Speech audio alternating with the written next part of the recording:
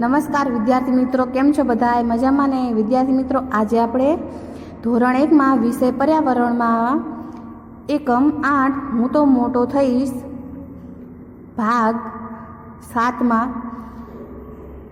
1 થી 6 ભાગમાં આપણે એકમ 4 આવરે વરસાદ જોઈ ગયા. હવે ભાગ 7માં આપણે એકમ 8 હું તો મોટો થઈશ જોવાનું છે.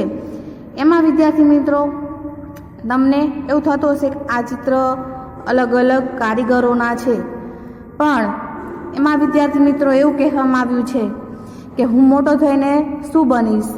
તમને પણ મોટું થઈને કંઈક બનવાની ઈચ્છા તો હશે જ. તે તમને એવું થતું હશે કે હું ભણી ગણીને ડૉક્ટર બનીશ, કે એન્જિનિયર બનીશ, કે પછી પોલીસવાળો બનીશ, પોલીસમેન બનીશ, કે શિક્ષક બનીશ. એવું તમને પણ વિચાર આવતું હશે. એના જ આધારે આપણે આ એકમ જોવાનું છે. હું તો મોટો થઈશ. હું મોટો થઈને શાળાએ જઈશ, કે પછી હું મોટો થઈને ફુગ્ગાવાળો બનીશ, હું શિક્ષક પણ બનીશ, મોટો થઈને હું ગોવાળિયો પણ બની શકું છું, કરવત વડે લાકડું કાપનાર સુથાર પણ બની શકું છું, કે ગાડી ચલાવીને ડ્રાઈવર પણ બની શકું છું, લોખંડ ટીપનાર શું કહેવાય આને? બોલો તો તમે વિદ્યાર્થી મિત્રો.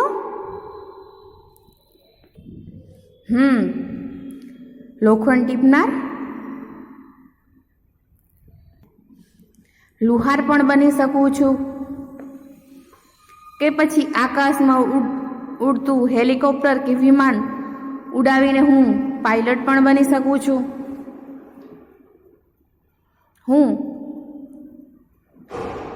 ડૉક્ટર પણ બની શકું છું અને બધા જ લોકોની સેવા પણ કરી શકું છું, કે દરજી બનીને અવનવ જાતના કપડાં પણ સીવી શકું છું, હું ચણતર ચણીને કડીઓ પણ બની શકું, કે માટીમાંથી નવા અલગ અલગ જાતના વાસણ બનાવીને હું કુંભાર પણ બની શકું, કે પછી નવા જાતના વાળ કાપીને હું વાળંદ પણ બની શકું, કે સરસ મજાના ચંપલ, મોજડી કે બૂટ સીવીને હું મોચી પણ બની શકું. તો વિદ્યાર્થી મિત્રો, આ બધા જ કારીગરો છે. હવે તમારે શું કરવાનું છે? આમાં નીચે એમના નામ લખવાના છે. ફુગ્ગાવાળો, પછી શિક્ષક, કારણ કે અહીંયા સ્કૂલનું ચિત્ર આપેલું છે. અહીંયા શું છે? વિદ્યાર્થી. અહીંયા વિદ્યાર્થીનું નામ લખવાનું. વિદ્યાર્થી, ફુગ્ગાવાળો, શિક્ષક, ગોવાળિયો, દરજી, લુહાર, કે પછી ડ્રાઈવર, પાયલોટ, ડૉક્ટર, દરજી, કડીઓ, વાળંદ, મોચી અને કુંભાર. આવજો વિદ્યાર્થી મિત્રો.